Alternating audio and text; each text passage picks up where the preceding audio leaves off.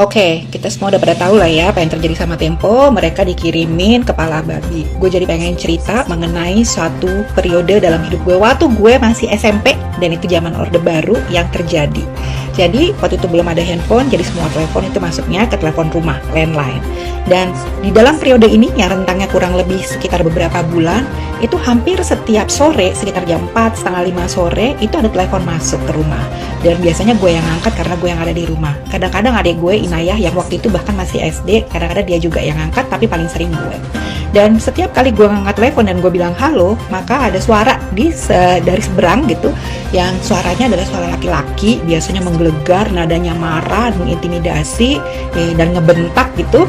Terus dia akan ngomong, "Hei, bilang sama bapak kamu, suruh dia berhenti bicara. Kalau enggak, kamu akan saya kirimin kado yang bagus banget dan gede, isinya kepala bapak kamu." Gitu. Habis itu dia ketawa-tawa, habis itu dia tutup telepon.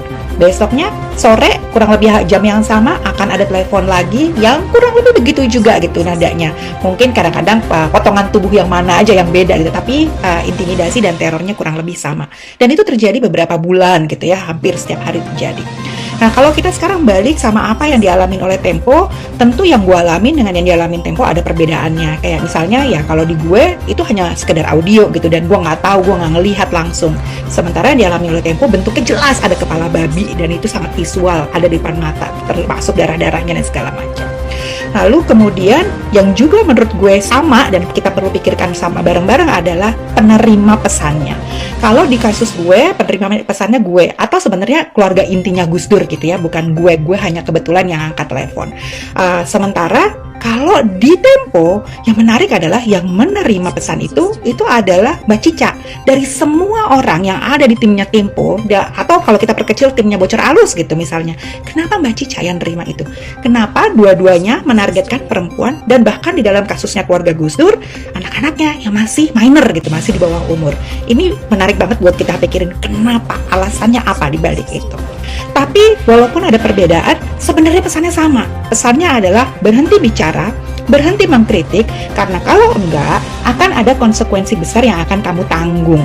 Dan konsekuensi besarnya itu tidak menutup kemungkinan bentuknya adalah nyawamu gitu ya. Itu yang sebenarnya gue terima gitu, pesan itu.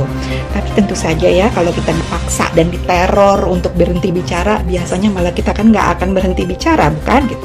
Paling enggak itu yang diajarin Gus Dur kepada kami gitu, anak-anaknya.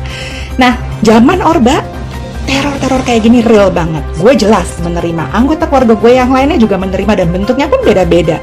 Zaman sekarang teror-teror kayak gini itu juga real banget, bentuknya juga macam-macam banget.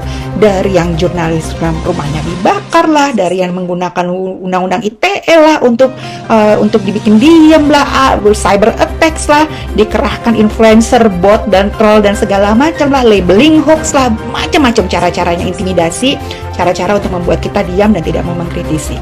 Jadi yang gue mau bilang nih sama kalian yang masih bilang bahwa kita nggak akan balik lagi ke Orde Baru, kita nggak akan mengarah ke sana. Really? Please deh.